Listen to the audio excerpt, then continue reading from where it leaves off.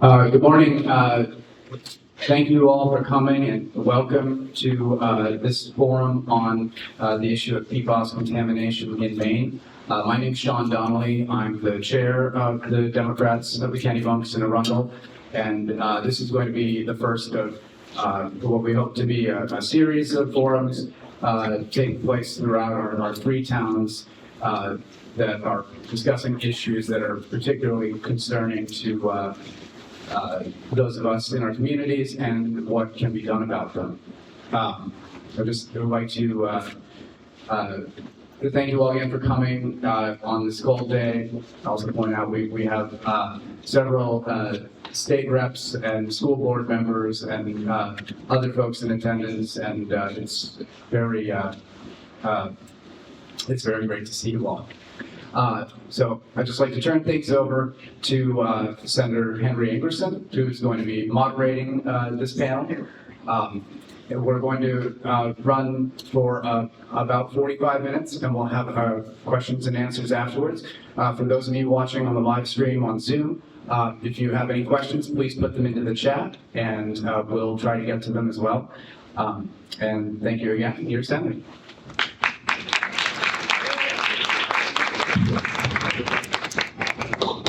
See if this is on.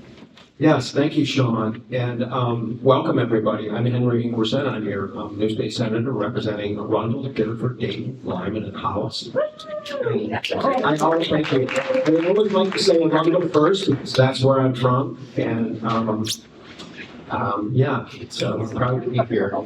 Thanks to the DKA for hosting this, for organizing it this morning. I just wanted to give a shout out to what I'm still calling our new municipal building. I know there's some of you who've never been here, and we're really, really proud of this building. It's 100% solar powered, and including heat, AC, and there was a lot of hard community work that went into making this building happen. We like to think of it as kind of a jewel right now of Arundel, and we hope that it can be a model for other towns in Maine when they do decide to build municipal buildings to certainly consider climate change and our changing environment.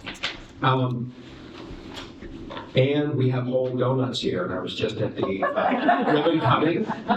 Arundel has his brand new business, and it's pretty awesome. It's a processing facility as well as a retail drive-through, and pretty proud of that as well. So I'm going to get started here. I'm going to introduce our guests, and to my right, I have Sarah Woodbury. She's the Advocacy Director for Defend Our Health, and I'm going to have her give a little bit in a minute, tell a little bit about Defend Our Health as just introducing herself. And we have Fred Stone. He and his wife Laura on Stone Ridge Farm. It's a 100-year-old dairy farm in Arundel. And we're all here to talk a little bit about PFAS and give a basic summary and overview because we only have 45 minutes and we do want a lot of time for your questions. And it's a tough subject, it's a complex subject on so many levels, so that we hope you leave here with questions and know that you can reach out to me, you can certainly reach out to Sarah, and you can reach out to Fred as resources as we continue to move down this road. I am going to have Sarah, would you introduce yourself? Thanks, Senator Ingerson. First, I just want to give a quick shout out to the senator who's been a champion on this issue of PFAS, and we are super excited to work with him this next legislative session. My name is Sarah Woodbury. I am the Director of Advocacy for an organization called Defend Our Health. We are a Maine-based nonprofit. We have an office in Portland, and our job is we are working to try to get toxic chemicals out of things. So we want to make sure that everybody has equal access to safe food, safe drinking water, toxic-free, climate-friendly products. So we work on issues like PFAS, arsenic, lead, plastics, all of that type of stuff. So and my job is to spend about 6 months out of the year up in Augusta bugging folks like the Senator to work on policy that will help protect the health and environment of Mainers from these dangerous toxic chemicals. Thank you, Sarah. Brett? Yes, Fred Stone. take the tail. This is what happens when you're a native, so. Anyway, yeah, I've been around in Arundel before. Arundel was Arundel, actually, was known as England Fort back then. Stone Ridge Farm has been here since 1914. Sometimes I stayed in Arundel when people overstayed, I welcome, but I don't know if that's the case. But that's neither here, there, anywhere else. Anyway, and I am probably the reason that we're all here today. So if you want to hate somebody, I'm the one you want to hate. I'll get into my remarks in a few minutes, but Stone Ridge Farm Inc. is kept registered in Holstein Brown, Swiss. It's a third-generation dairy farm. It was purchased from my father in 1977 by my wife Laura, and her farm in Ludwig went go back another 100 years beyond that. My wife and I actually met showing cows together, believe it or not. It was all well and good when I was beating her, but when she started beating me, that's why I had to get married.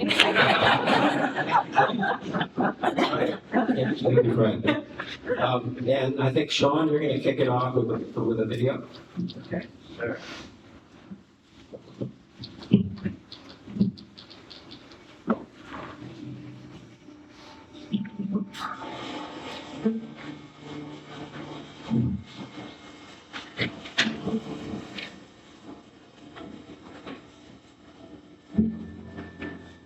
What we have left here is not even a shadow of what we would find there. There's 30 some odd animals left, all cow families, go back 50, 60 years, and are just cows I just can't kill. And what I'm going to do with them, I have no. That's the sad part. I mean, that's the one that really makes you proud. And you take care of the land and the cows and the land take care of you. Well, I think we failed. State regulators have identified more than a dozen farms across Maine contaminated by industrial chemicals known as PFAS. The chemicals were in municipal sludge marketed by state government and used as free fertilizer for decades. Our nightmare started on November 3rd, 16, when we got a letter from Kennebuck Water stating that the water in the aquifers are 146. Oakcrest ran a milk sample, and that milk sample goes back in 1400. That was the second week of December of 16. That's when I knew we had a problem. My blood serum number is 111. Yours should be 2. And I have all the health issues that go along with it. Onset Parkinson's, I have the thyroid issues, and I have all the other stuff that goes along. In the last 21 years that we did sludge spreading on this farm, from 1983 until 04, we had never got as much as a parking ticket from PFAS. Everything was done by the book under their supervision. Period. So whose fault is it? So why are we the ones that are out here hanging out with our behinds in the air because we did everything by the book and we still get crucified? All right, first. Thank you, Sean. Just a little intro there. I'm going to have Fred. We're going to start. Fred's going to tell his story. I don't think 2 days is enough time, but you've got about 10 minutes. Yeah, it's kind of how do we capsulize the last 5 or 6 years in 10 minutes, and I'm not sure if we really can. As the video that you saw on there kind of capsulizes how we got here. And I will say, if I can back up a little bit and explain a little bit more about the video that you just viewed. When we got our letter from Kennebuck Water stating that the number of the aquifers of 146, our little management team got together within a day or so of us receiving that letter on November 3rd, 16. And that consisted of my wife, myself, my daughter, my son-in-law, my close friend was also, one of my close friends was also my veterinarian, and our general counsel at the time, which was John Lambert Coffin. And presented with a letter saying, what do we do? And it pretty much boiled down to you had 2 options. For option 1 was not to say anything because the state does not test for this. Option number 2 was to notify the state and notify Oakhurst that we have a problem. Obviously, we chose option number 2. But going back, you would not believe how many people in our industry, both organic and conventional, told me as time was going on that, Freddie, you really screwed up. All you had to do is keep your mouth shut. It's not like you had to drink the milk, eat the meat, or drink the water. I'm afraid that was a ratio a little bit too far for me to go down. I can't do that. I know what the health issues are that are corresponding with this thing. My wife's number is 91. My son and my daughter are just under 50. They're worse because they were exposed, or if you really want to wind up people, you call it poisoned. That really causes a lot of angst with the state people up there. And when they were adolescents, when you're adults, it's still bad, but it's not quite as bad as it is when you have that other issue. So anyway, during that first, until the spring of, late winter, early spring of 19, we tried everything under the sun that we could to rectify the situation, and that was because we had a long-term relationship with our lender.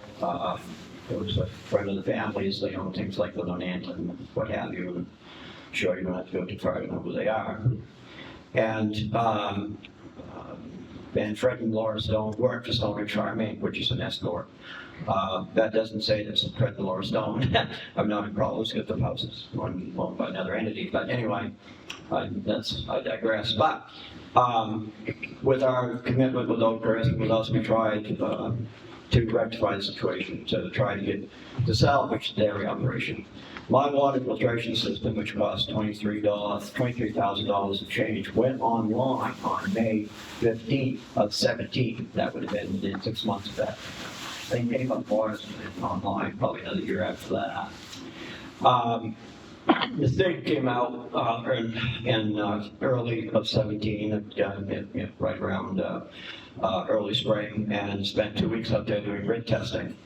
That report came out on the 17th, on June of 17, stating that it was a sludge grid. So the state knew then there was a problem.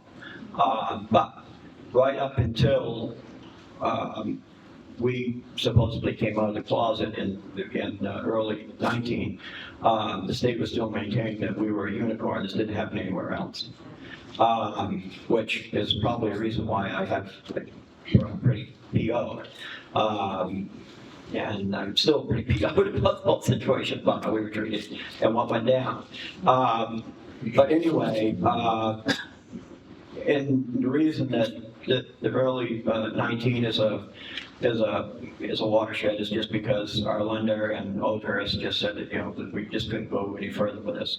We tried everything under the sun to try to rectify this thing, and it just isn't working. So we're going to have to, we had to cut our ties with Oakcrest. I blame Oakcrest for nothing else. Our lender, of course, isn't going anywhere, but we're working through that situation, obviously. And that's when we went. That's when we went public, and that's again, I guess, when all hell broke loose, because that brought the thing to light. There were a few of us at that time. Patrick McElroy was with Sarah, and now it's called Defending Your Health. It was called something else back then. And Mike Bellow reviewed the information that John Lambert had given him, and even though that wasn't their catalyst at the time, believed that we had an issue, believed that there was a big problem out there, and actually believed in us, which is more than the state was doing at that particular moment of time. So that's what happened when everything blew apart. When the Tozier situation came out, that pretty much was a godsend to us. It wasn't to them, but it was to us, because it solidified what we were saying all along, that there was a big problem out there, and they found the state had to acknowledge that there was more than one farm out here that had an issue. And now, again, it goes back to the situation where if you don't look for it, you won't find it. And now that you're up there looking for it, yeah, you're not going to find it. Fast forwarding along the way, the state has now done a 180, and they are working to help rectify that situation. I mean, I'll rain on somebody's parade if they deserve it, but I will also credit them for the work that they have done. And I must say that their work has been a lot more than what the feds have done. Right now, the only thing available to farmers in the feds with the USDA is the debt program, and that's called the Dairy Indemnity Act, and that's supposed to pay us for dead cows, what have you, that would be affected by this. And then the issue with that is that if you've read any Bloomberg articles that read about us, when we went through that litany, when we began killed off the apes at the herd. They cut our numbers down to 74, and we should have been well over 100, and they knocked our numbers down from, should have been just under, well, it was just north of 300,000 for that herd of cows, down to 63,000 and change. I'm not the only one. Our chap in Clovis, New Mexico had the same problem. I think he got 50 cents on the dollar for his estimates. That's an ongoing issue. In their defense, Senator Collins, along with Representative Pingree, are working on legislation that probably will go before the 23 Farm Bill as an amendment to help with that situation. So where are we now? And trust me, I am glossing over a lot of stuff. Right now, we're working with the state vet, and what have you, are coming out to the farm and doing cow testing, blood testing on stuff. I was invited to speak at the PFAS conference in Wilmington, North Carolina in June, and that's when USDA and EPA dropped in a recommended number from 70 combined to 0.06 combined. Yes, that's quite a drop, and they had the reasons for doing that, obviously. The state's number is 20, and that's by statute. What happens when you do that is you drop all the corresponding numbers down. And when you get down to that situation, you pretty much get down to non-detect, and that is my number, is non-detect. But anyway, going back to what we're trying to do, we're trying to salvage what we have left out there. If anybody ever asks you what it costs to have a moral compass, mine is 1.5 million and counting, and I can document that by walking into my filing cabinet and pulling out that stuff. And some of the reasons that the state, or DEP probably will not be getting any holiday cards from them, was because I have a filing cabinet that goes back to since '77. And at one of the last legislative things we did, when it became mandatory for DEP to go out and start testing all the historic sites, there was about 750 of them.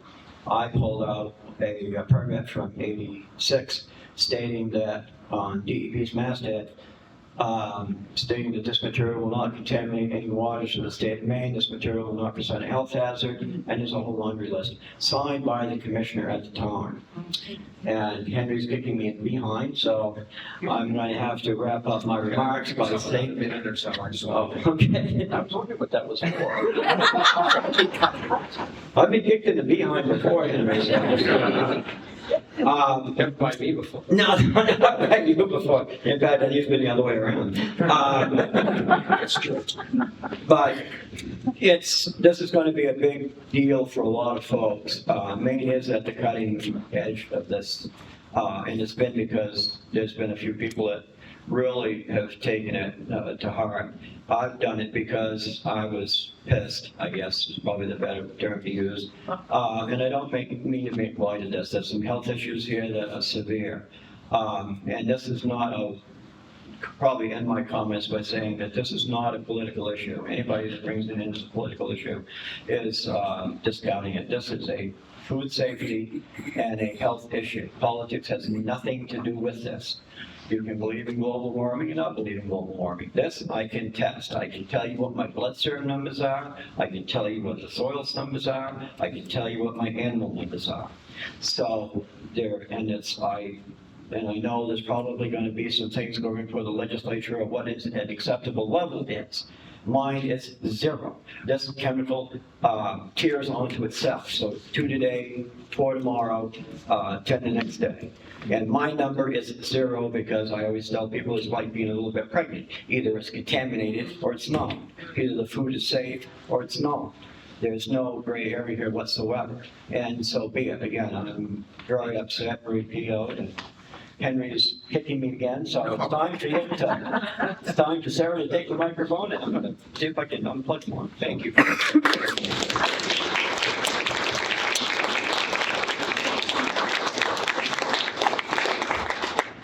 So I'm going to talk a little bit about what PFAS is, how we got to where we are in the state of Maine, but first I just really want to thank Fred and his wife Laura for coming forward. If it had not been for their bravery and their willingness to speak up, we would not. And you know, one could argue that we're not thrilled that we found all this information, but I think it's better to have this knowledge and be able to do something about it than not.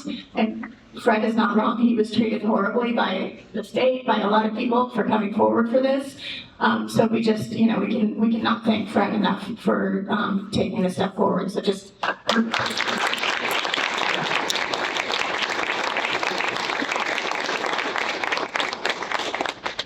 So PFAS, permapolyfluoroalkyl substances. They are a man-made chemical. They are used for a variety of things in our world. They do what they're supposed to do. They're amazing things. They make things water resistant. They make things grease proof. They make things stain resistant.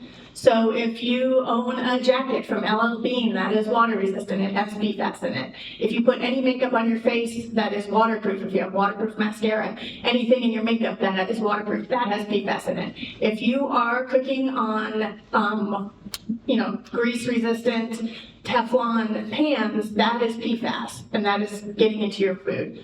And if you have food packaging that is grease resistant, if you buy a pizza and it is, or a cookie or anything from someplace that is grease resistant, that has PFAS in it. So it is, or your boots, if you have stain resistant, or if you have sprayed stain resistant stuff on your either your clothing or your furniture or your rugs, that has PFAS in it. It is ubiquitous in our world, unfortunately. And it's been around for a very long time, and that just died. Afraid if I press this on there. Okay, we're gonna try this one.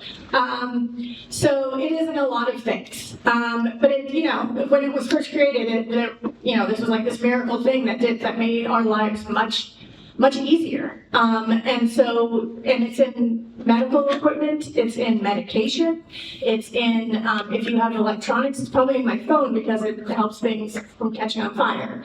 It's in firefighting foam. It is just in a lot of things. The problem is the way that chemicals are approved by the federal government through the EPA is that they don't really have to be proven to be safe before they're put out into the marketplace. And so we put these chemicals out into the marketplace, and then 15 years later we find out that they're dangerous. And so there's, we can go into the federal way that we do things, but the thing with PFAS is that they, as Brad has mentioned, there's a wide range of health issues. Increased cholesterol level, there's an increase in certain types of cancer, bladder cancer. There's been some new research that shows that it might contribute to breast cancer, increased risk of thyroid disease, ulcerative colitis, and also increase a weaker immune system, particularly for children. And that is particularly concerning. It also impacts vaccines, so it can make it so that you are not as susceptible to vaccines, which in the age of COVID is terrifying. So it does all of these awful, nasty things. And there are about, depending on who you talk to, anywhere between 9,000 and 14,000 different types of PFAS. And so once one gets regulated, the industry just tweaks it a little bit and makes a different one that does the same thing, has a lot of the same characteristics, and then tries to argue that that new chemical is totally fine. So you're playing whack-a-mole with these types of things. So what you want to do is regulate them by class as opposed to by chemical, which is what the state of Maine has done, which has been amazing. And so for the state of Maine, as Fred said, he was ground zero.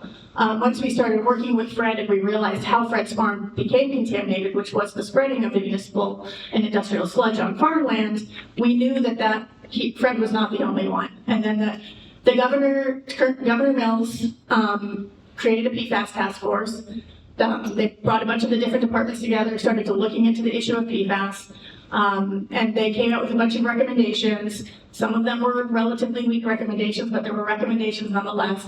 Recommendations around testing public water systems, recommendations around dealing with what is called AFFF firefighting foam, which has PFAS in it, and our firefighters use. For those that don't know, firefighters have a higher rate of cancer than the average population because of stuff like PFAS. So they came out with these recommendations. We kind of worked with the legislature, took these recommendations and ran. I will not step on Henry's presentation about what the legislature has done. But in the process of passing some of this legislation, they started testing more farmland. And so we had Fred's farm, and then we had the Tochier farm in Fairfield, which was the second one that was tested, where they found the contamination in the milk. And then when they were testing Tochier's farm, they started testing the residential wells of their neighbors. And the way that Tochier's farm is kind of situated, all of the runoff from the sludge in that farmland contaminated. It's over 200 wells at this point in the community of Fairfield. And some of the levels in those wells our state standard is 20 parts per trillion. Some of those wells are 20,000 parts per trillion, 40,000 parts per trillion. These are massive levels of PFAS contamination in some of these drinking water wells.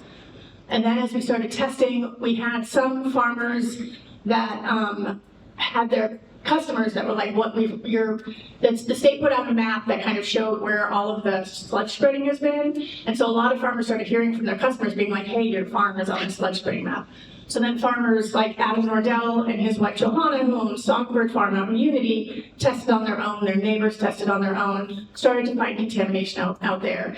Adam is unfortunately in the same situation as Fred in that the contamination on his farmland was the highest they've seen. He and his wife have massive levels of PFAS in their blood serum. They had to shut down their farm. Adam actually works for us now, but they have a 3-year-old child that they were terrified for, so they ended up having to move off of their farm because their child was getting so exposed by the water and the soil. So this stuff is, I don't want to say, I'm not implying that like all of our food is unsafe. That's not what I want. That's not the message that I want to get out here. Maine's farmland is amazing, and we have amazing local produce and stuff here, but we need to find out where the contamination is so we can do something about it. You can treat drinking water. Soil is a little harder. The state is doing some research showing that some vegetables and fruits pull up PFAS more than others. So like leafy greens pull it up more than things like tomatoes and strawberries and all of that type of stuff. So there is things that some farmers can shift to what they're doing. But in things like beef and milk, it doesn't go away as easily. Like in chickens, if you can get them on something clean, it's like 4 days, and then all of a sudden it's not in their system. But larger animals and stuff like that, it's not as an easy fix. So so Maine, as Fred said, Maine is actually far out ahead of every other state. The stories are heartbreaking. I almost started crying for Fred's story for the 100th time. Every time Adam tells a story, it's also not great. But the state is we're doing amazing things here in the state of Maine, and I will let Henry talk about them. But, this is a problem, and we need to take it seriously, but there are also things that we can do. There are ways that people can shop.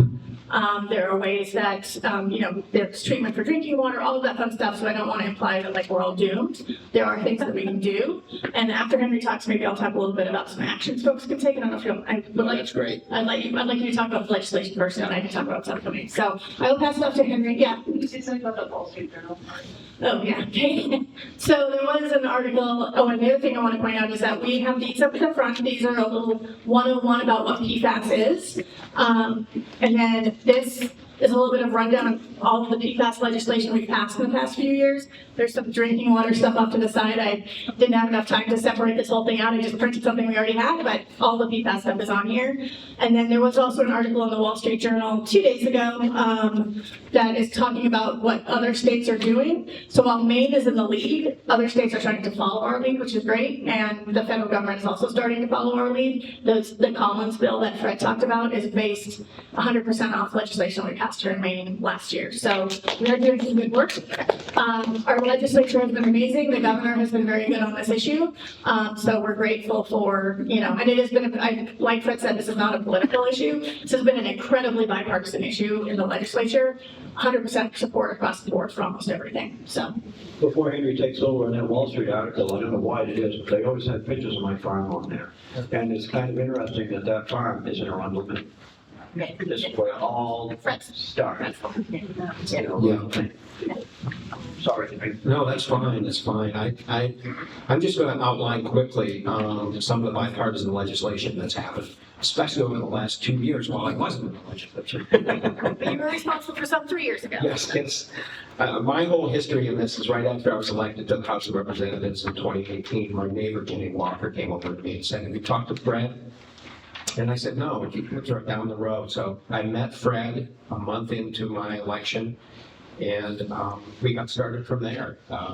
I saw from Fred's story that it was serious, that something had to be done. So Fred has put it out there, and I've carried the water on it as much as I've been able to. I just wanted to mention that Fredstone also, in December, received from the Maine Farmland Trust the Paul Birdsell Award.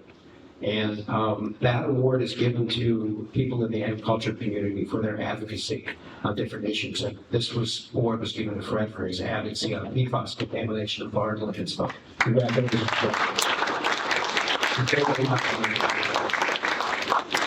I want to talk about that, and I also want to emphasize that it has been bipartisan legislation.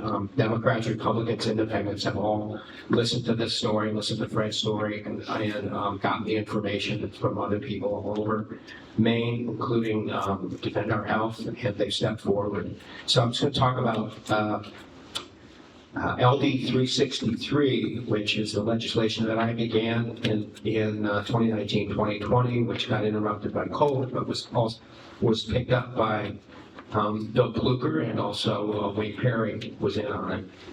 LD 363 is a bill that allows those that are impacted by PFAS contamination the ability to seek compensation from the manufacturers. It gives them, it gives them 6 years from the discovery of the contamination on their farm, in their well, to seek remediation. So it stretched that time lag out because the problem is so complicated. And then there was LD 1503, which I think is probably one of the most important pieces of legislation that has ever passed on this issue. The bill flips the script on chemical policy. It puts the onus proving the specific need for these toxic chemicals on the manufacturer. So that kind of simplify as what it does.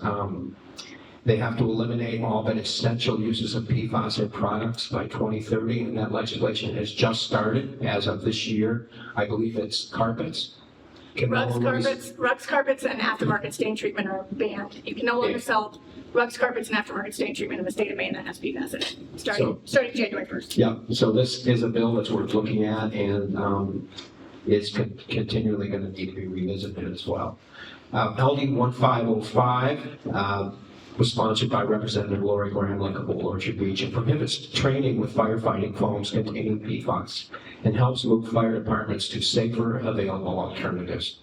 Really, really important, because a lot of the issues around the country and in Maine have been around training, firefighting training, and firefighters' exposure to this stuff. LD 1600, it's from Lori Gramlich, also sponsored this. It requires the state to test both soil and groundwater at sites for PFAS contamination at over 700 sites all over the state where we're known to have had sludge spread. So we're just getting started on that. I know that some of the first tier, like what the state does is they tier the criteria for where the testing has to begin on the ones that had the most spreading recorded and also are close to wells. That's why Fairfield got tagged early on. From the testing that's been so far, 25% of the wells have found to be above 20 parts per trillion, which is the state's limit. The federal government just dropped that limit to almost 0. Not officially. Not officially. It's a health advisory, not an official standard. Health advisory. And then there is LD 1911. It works on banning the land application of PFAS contaminated sludge and sludge derived compost. This is the first in the nation legislation. So, and that was also sponsored by Bill Blucher and Republican Senator Rick Bennett, who's been very active in the last session. LD 2013 is partnering with Maine Farmers and Gardeners, MOFCA, and Maine Farmland Trust to provide funding and medical monitoring to farmers and well users who have been implicated by PFAS crisis. This is a $60 million fund that's been put into this by the Mills administration, and there's now a PFAS fund advisory committee that's been formed. They had their first meeting last week, and they're the group that's responsible for trying to figure out how to disperse the $60 million. And LD 1875 is requires the state to study the best way to treat landfill leachate at these state-run landfills, because we're getting PFAS leachate coming out of those landfills as well. They have to come up with recommendations in this section on how to go about to do that. The other thing I wanted to mention is that the University of Maine is opening a testing and research lab, which is really going to be good. It's not going to be taking in like I couldn't go to them with my water sample and ask them to test it, but they will be doing more institutional testing and especially research on how to figure out how to live with this chemical, how to mitigate this chemical, because it's here. It's all over the place, and I think it's more testing is going to find out that it's a lot more pervasive than we ever imagined. So I'm not going to say that's the good news, because it's a very hard topic to deal with, but there is some progress being made. So I think I'm going to turn it over with plenty of time for questions and answers. Can I add a couple quick? Oh, absolutely. Sorry. This is like my entire world for the past 2 years. The two things I just want to point out about the legislation that Henry mentioned, LD 1503, which it bans the non-essential uses of PFAS in products by 2030, first in the world. Like literally, like usually the EU is ahead of us. We're the first like entity in the world that has put something into place that says that we are not going to allow, non-essential uses of PFAS in our state by 2030. So they will not be able to sell products in the state of Maine that have non-essential uses of PFAS. Now, when I talk about non-essential uses, as I mentioned, there are some things from like the medical community that still have PFAS in them that we don't have good alternatives for. They're still trying to figure out the thing around like electronics and fire suppression and all of that type of stuff. So we have 8 years to do research and look into what we mean by essential uses, but we are far ahead of like everybody else on this issue. And LD 1911, the sludge spray ban, also the first in the nation. So that is the sludge, what we're calling sludge, the wastewater treatment facilities, euphemistically called biosolids. So it's this thing that Fred talked about was like argued by the state and the federal government under the Clean Water Act that this was beneficial reuse. That instead of dumping stuff into the rivers, we could fertilize our farms with this stuff. And they weren't wrong. And at the time, we didn't know that PFAS was in this stuff.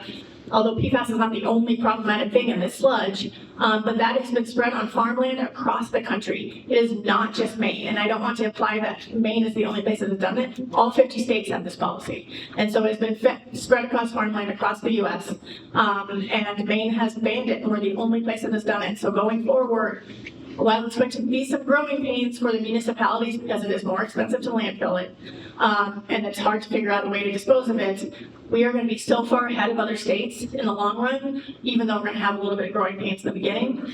And then the other thing I just want to mention for this leachate testing thing, this is a huge issue for the tribes, for the Penobscot Nation. Juniper Ridge landfill is above their tribal lands, it's above their tribal waters. Effluent from Juniper Ridge landfill is going to a wastewater treatment facility and that effluent is ending up in the Penobscot River. They depend on the fish in that river for their livelihood. The levels of PFAS in the fish in the Penobscot River are high. And so it's really impacting our tribal communities. And unfortunately, they are also the ones that are getting left out of the conversation a little bit. All of this legislation that passed, the only one that turned into a study was the one that impacts our tribal communities. And so we are going to come back, Senator Brenner, I'll probably like Henry if we don't make movements, to get some legislation moving to help our tribal communities here in the state of Maine. So I did just want to say those couple things. And then the thing I just wanted to mention, there is stuff happening in this legislature that if folks are interested in testifying, being involved, we have bills that will provide funding for low-income Mainers that can't afford to pay for their wells to be tested. All of the public water systems are being tested. And so we will, and those levels are available on the HHS's website, so you can see if your public water system is testing high for PFAS. And that also includes schools and any community water system that includes schools and daycares. All that information is on the Department of Health and Human Services drinking water site. But if you are a low-income person and you are not getting help from the state because of the farmland contamination, a PFAS test is about $350. That's a lot of money for a family. And so we want the state to have to cover that for people that want it. It's not required. So we want there to be funding for low-income folks. That legislation will be up there.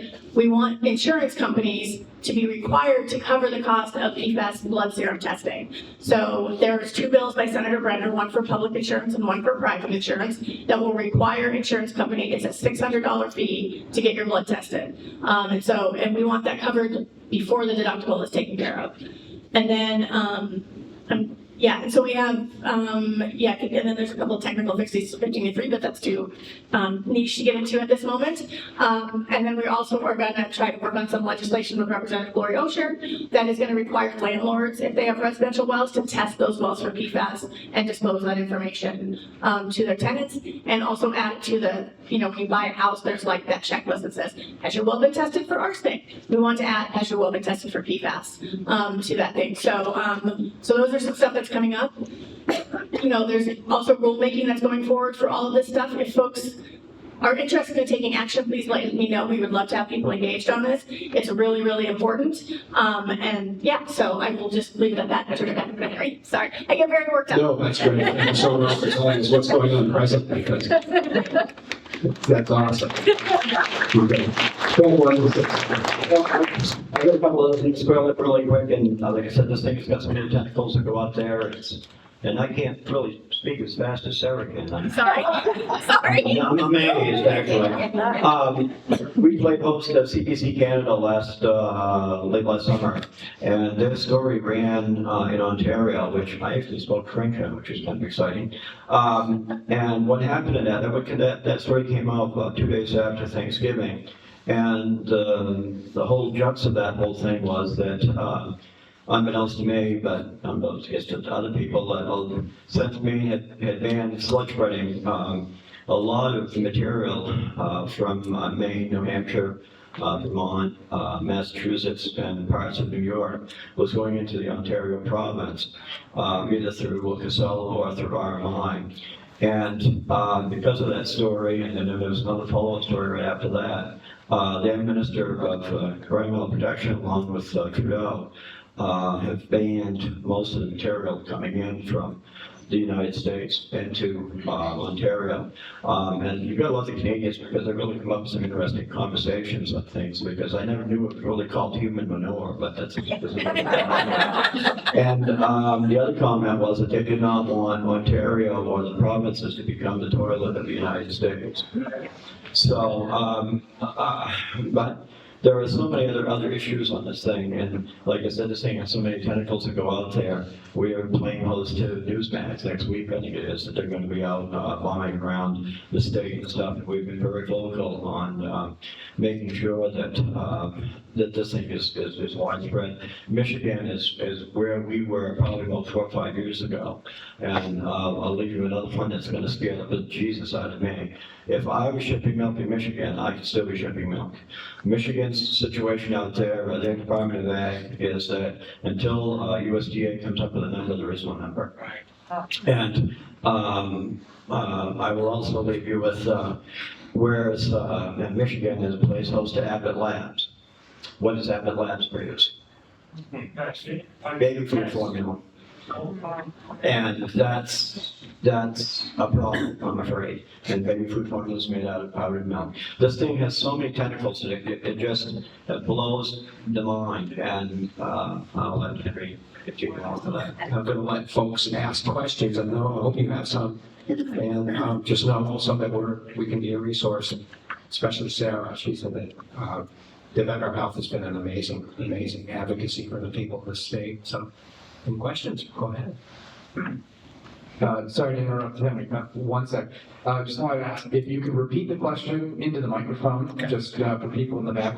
And while I've got you, a quick question, I hope, from Zoom. Someone asking about folks who have unused wells and cisterns that have been used for dumping paint and other toxic chemicals. In some states, they require unused wells to be closed over to prevent this, and wondering if this has been investigated in Maine. Not that I'm aware of, but that's terrifying. That's something we can maybe try to find out from them, but I have not heard of that, so. The questions, people have their hands up. Yes, go ahead. Vicki. Yeah.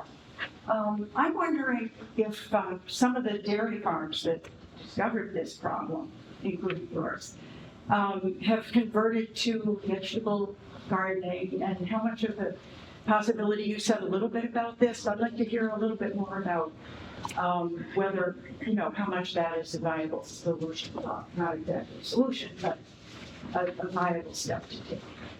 So Vicki's question was the farms that have been affected by PFAS, are any of them converting over to other ways of production that don't affect human health as much, or trying to come up with alternatives for how to use the farm? Fred can answer, and then I can follow up with other stuff that Dan, to go back to answer your question a little bit, the problem that you run into with farms is that, especially on our dairy operation, my fields go from just right around 1 million. Parts per trillion? Yeah, I'm sorry. And you can follow my setbacks. This is when we did grid testing out through there. You can basically follow where our setbacks were. So if we were to convert those fields into crop production, let's say, that contaminant would follow with the leafy stuff and what have you. Now, having said that, Duncan, I'm going to get my names because I can't remember my own name most of the time, from the state, and this has happened within the last 6 months, that the state has hired different people to go out here and go out on these farms to see what we can rectify. We're obviously kind of at the head of the list a little bit, and they're going out and doing a little bit more extensive testing to see exactly where our setbacks are, what fields are viable, which fields will not be viable for anything that we can do with that. The insidious thing about this thing, again, is that it's there and it will be taken up as a plant. We've had people come by and say, well, you can grow marijuana on the thing, you can grow hemp on the thing. The problem is, what do you do with it? It comes up, and you still get the same problem, and it's not going to go away. The only way now, you will say, you decide you want to go in and clean that field up. Just to give you an idea of, I think it was Medora from DEP that stated about cleaning up our farm. They said if they were going to clean up our farm, it's going to cost somewhere around $4 million. All right, just to clean up our operation. And that is because that there is 1,616 square feet, square feet to the acre, so yards to the acre, because it's 43,560 square feet to the acre. You divide that out, so there's 1,615 yards per acre. You go down, that's 1 foot thick. You go down 2 feet, there's 3,200 yards. That has to go out as hazardous waste, has to go someplace, and then you have to replace that material with something else, and that's no guarantee that you've actually cleaned up the problem.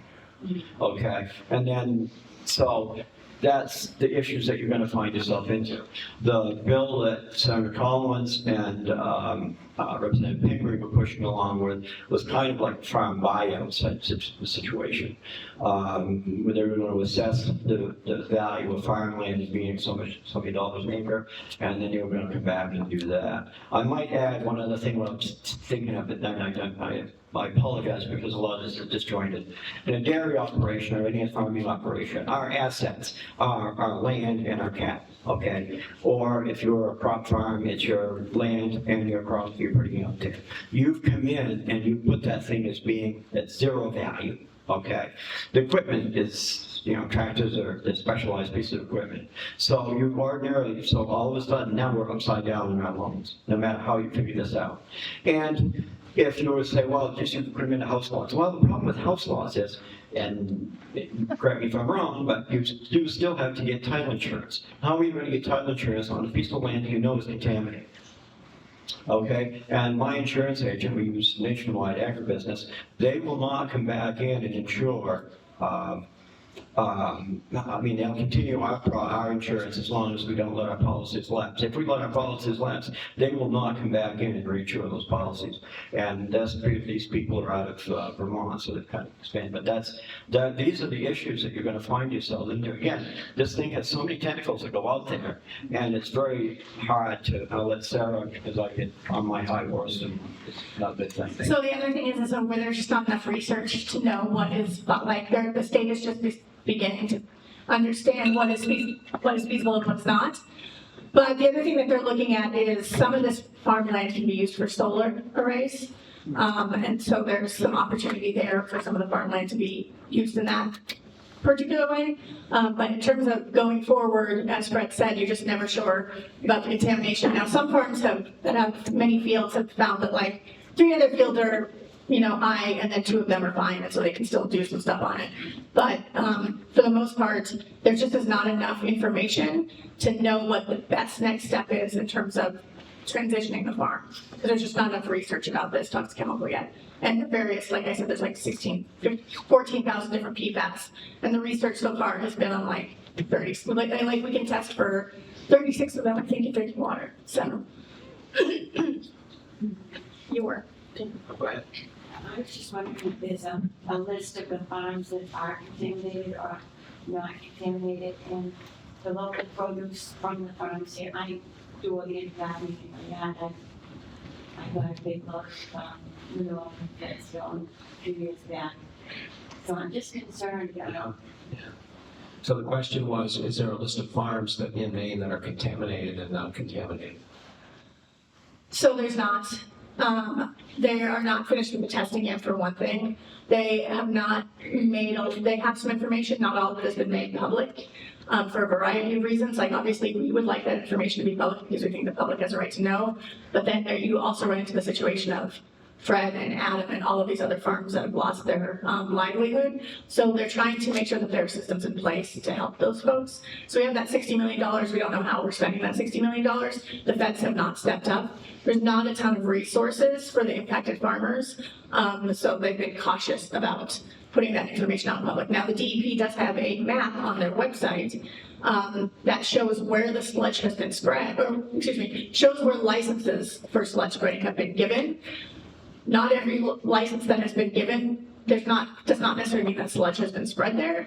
And just because sludge has been spread there does not mean that it's contaminated, but that is publicly available information. There is also a PFAS testing map on their website. So if you just Google Maine DEP PFAS, they have a whole PFAS site. And there's also a PFAS site where they've done testing and you can kind of see where the little dots are and like what kind of contamination it is, but not all of it. Not all of it is public yet, but I will say, of the farm testing that they've done, 56 farms have had some level of contamination on them. And they I don't know how, at first it was 46 out of 56. So the last number I heard, I'm not sure if that's 56 out of 56 or if it's like 56 out of 72. But as they start this testing, there's some contamination. But it also looks like some of it's not as high as others, and so it's really a complicated situation in terms of those types of numbers and stuff. So. If you're buying the organic soil for your raised beds, coastal Maine, is that product also? So the question is if you buy organic fertilizer. So fertilizer, but the soil. The soil, if you buy organic soil. Unfortunately, that is not guaranteed to be PFAS free. In an attempt to kill the sludge spreading ban last year, Casella actually went out and tested a bunch of the organic stuff and found levels of PFAS in it. They were trying to prove that it was everywhere and their stuff should not be banned. Instead, we were just like, we'll just figure out this other stuff. But there's the problem is that because it's so ubiquitous, it is in a lot of stuff. So we have sorry, Yes, Claudia Sayer. Sure. As a consumer, what would you recommend that we avoid purchasing? How should we change our behaviors to minimize our exposure to that? Okay, so Claudia's question was, as consumers, how could we change our purchasing habits? What would we recommend that we start doing? So it's really hard to shop your way out of this problem because it's in so many things, but cast iron skillets instead of nonstick. If you're buying new furniture or new carpeting or any of that stuff, don't get this, and you won't be able to in Maine here soon anyway, but like, don't get stuff that's pre-stained, has stain treatment on it, because that generally has PFAS in it. Anything, if there's a waterproof version and a non-waterproof version of something, buy the non-waterproof version of it. I will say in terms of things like food packaging, California just passed a law and New York just passed a law that banned PFAS in food packaging. Once California does something, the market kind of automatically shifts. So PFAS is almost out of food packaging. There's still some laggards, but by the time the California law goes into the industry will move away from it. But yeah, you're not going to 100% get away from it. But if there are alternatives to, you can do waterproof for convenience or not waterproof and try, limit your exposure. California is also, just FYI, banning the use of PFAS in outerwear and clothing by 2025, and then for extreme weather outerwear by 2028. So that will also help start to move the market away from that in our clothing and our outerwear. I know that, REI, Patagonia, L. Bean are all looking for ways to get out of it. So they're moving. There's some slow movement. 3M, which is one of the major corporations that used to produce PFAS, has said that they are no longer going to do it. But we still have two others, Chemours and DuPont, that are still big manufacturers of this. But there's so much regulation happening that people are starting to get out of the PFAS game. So there are things you can do, and there is movement. If we could get California to do what we did here in Maine, it would be gone relatively. It would be much quicker. We're not as big of a market, so it's harder for us to move the needle as much. So As far as food is concerned, it's which I think is where your basic question was. It does not make a difference whether you're organic or conventional. That is not the defining answer here. When we came out, we were a conventional operation, shut down the forever. The farms that got tied into this thing because of the DEP coming out with their map with the 750 farms, that's where the Songbird people came from, that's where Scott McCormick came from, that's where Misty Meadows came from.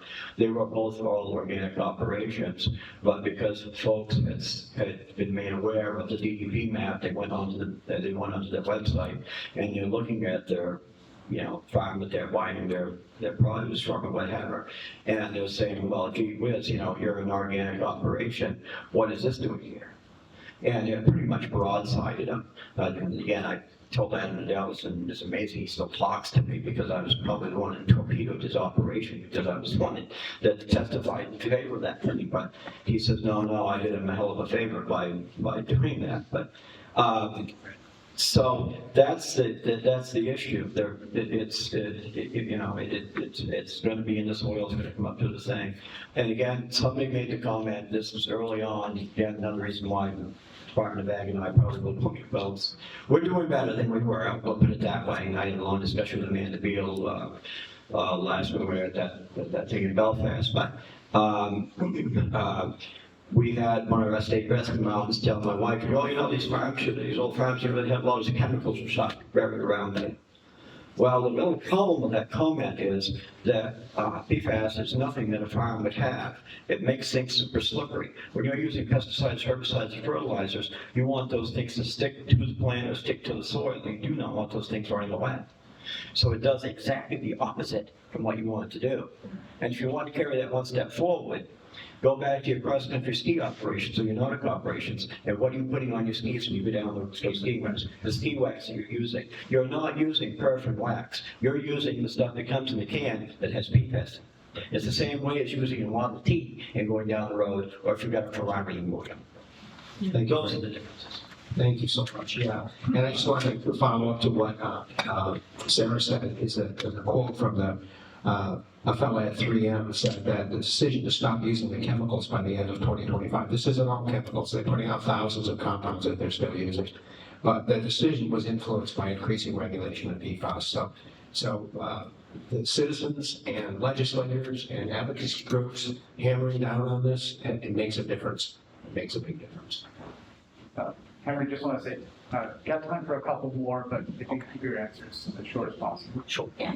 So I know the gentleman in the back of the red shirt has had his hand up for a while. Hi, most of what goes on the ground ends up in the rivers, right? Yeah. Has anyone done testing on, I know you mentioned the peroxide just earlier when you talked. How about our river that shares, that brings our towns together? Has anyone done testing on PFAS in the Kennebunk River? So the question is, has anybody done testing on the Kennebunk River for PFAS? I can answer that one.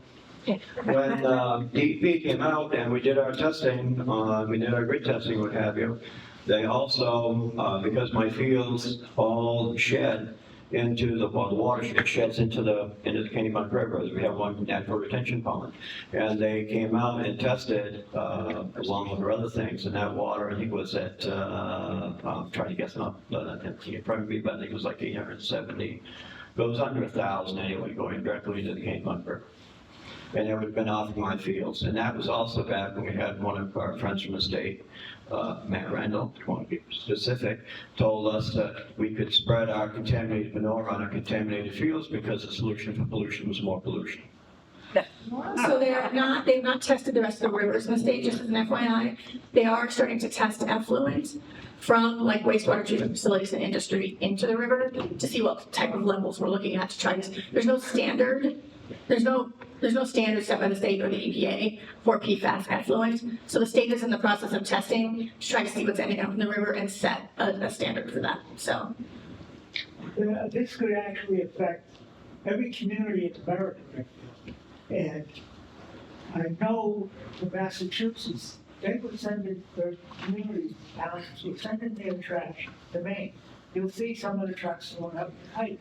And what do you do with, they're doing it, they're doing Maine.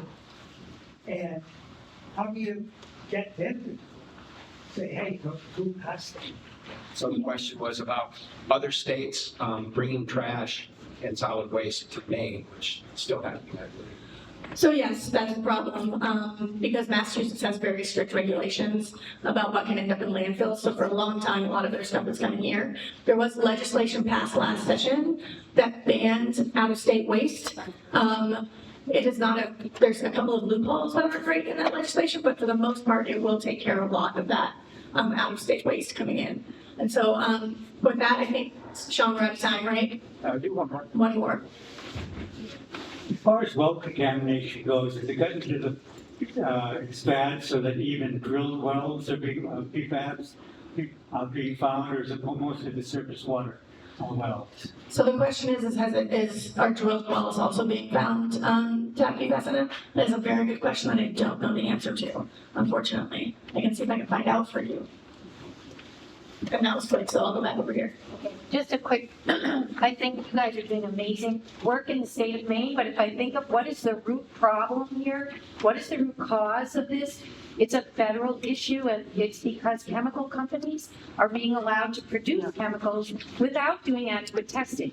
And I wonder if you might talk a little bit about the Toxic Substances Control Act or something at the federal level so we can feel like we can do something to get at the root problem. So she commented about the fact that Maine is doing great work, but this is at the end of the day a federal issue, and you're correct. The Toxic Substances Control Act is not as strong as we would like it to be. The EPA is starting to look at the PFAS problem, but there's hundreds of thousands of other chemicals out there. And the way that the EPA approves new chemicals is they do something called generally recognized as safe. So an industry can submit a new chemical and they can submit their data, and it doesn't have to be from a third party or an outside source that says, this is in our test has shown it's safe. And so the EPA does not go through and do other testing to prove that. They just kind of take industry's word for it that chemical is safe. And so 10 or 15 years down the road, when scientists actually start looking at this issue, or advocates start looking at this issue, then they find out that chemical is in fact not safe. Unfortunately, we need to revamp the how we approve chemicals in this country. We do not go about it in a correct way, and we end up with a lot of nasty stuff that 10, 15, I mean, BPA, PFAS, mercury, like all of this stuff is stuff that we all thought was totally fine, and then 10 years later, or 20 years later, Fred has Parkinson's. So, you know, unfortunately, that is a very long-term, that is an issue we care deeply about, and we are working with national partners to try to move some of that stuff that direction. The federal government does not move quickly, so. How much money is the industry throwing at people like Fred Arundel to shut him up? So it would be nice if industry was throwing money at Fred. That worked so far. It does, yeah, that's what we're saying. The thing, this industry is paying out a lot, so there are a lot of class action lawsuits against DuPont, 3M, and Mars. The state of Maine has not joined that list of states that's suing them yet, but they are in the process of doing that. You know, they have to hire a law. There was an article a few months ago. They have to hire a law firm. They have to go through those, but the state is in the process of getting to the point to where they can sue the chemical manufacturers to force them to pay for some of this, because it should not be taxpayers, it should not be the state at the end of the day. We need them to step up and pay for it, but we don't see it. I mean, I think Fred might appreciate a couple $1 million being tossed his way. Thank you. Here the thing, Jack has been having her hand up for quite a while. Hi, this is great, and Fred, I really want to thank you for your honor and integrity of stepping forward. Yeah. Doing the right thing, I don't know if I need this. Not everybody does the right thing. Doing the right thing, I don't know if I need to be awarded for doing the right thing. I just want to let, I serve on the school board, representatives came up, and all 6 of our schools have received testing for PFAS. Right. They're made public on the RSU 21 website. At first, MLD was tested on February 2nd, and it was the only school that was tested because it has a well, and the other 5 schools did not. Dr. Terry moved forward and tested all the schools, and those results are public. So my question to Sarah is, with RSU 21 being one of the largest employers, all of our employees, but for our children in the schools, is there other things that the district should be doing in addition to testing the water? So the question is there other things that the school district should be doing on top of testing the water to protect our students from PFAS? Testing the water is the big thing. I would also say, depending on what your numbers come back for the drinking water, 20 parts per trillion is the state standard. New health information from the EPA sets levels for PFOA and PFOS, which are the 2 most common PFAS that we find in the environment, at 0.004 and 0.002, which is basically non-detect. So if your schools are less than 20 but still detecting, I would still consider putting filters on the drinking water systems for the schools. I think you need to, you know, they're getting out of PFAS in food packaging, but if you're packaging school stuff in any sort of packaging, or if you're using paper plates or any of that type of stuff, making sure that it's PFAS free. It's really tough, you know, because it is in everything. You can't really regulate everything in the schools. I think the drinking water is probably the big one. It's one of the biggest sources of exposure here in the state. So if you're doing the right thing around that, you're well ahead of everybody else. But I think, you know, moving away from stuff that is, you know, anything that's waterproof or, you know, like toys or whatever, anything that has some sort of coating on it, if you can move away from that stuff, that's always helpful. I also know it's an expensive fix for school districts to do that stuff. So, but, you know, procurement around what you're buying for serviceware, foodware, all of that type of stuff, there are PFAS-free alternatives, and that is and not only is that healthy in terms of eating your food, but when you're composting that stuff, because even if it's compostable, does not mean it doesn't have PFAS in it. So making sure that the stuff that you're buying is PFAS free. So, and it should say PFAS free, not PFOS free, not PFOA free. Those are only 2 of the like 14,000. It needs to say PFAS free. So, Sean. Well, thank you so much, everybody, and I wish we had more time to get to everybody's questions, but really appreciate you all coming.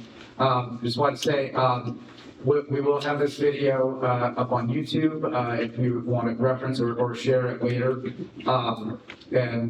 were going to have a brief DK business meeting afterwards, but we've run long on this program, so that's not a problem at all. So we'll continue that business next month over Zoom, so check your emails. However, I did promise Vicki Adams an opportunity to promote an event that's coming up on Monday, so I just want to give her the microphone. Also, Sean, can you make sure that you have my sign-up sheet? Yes.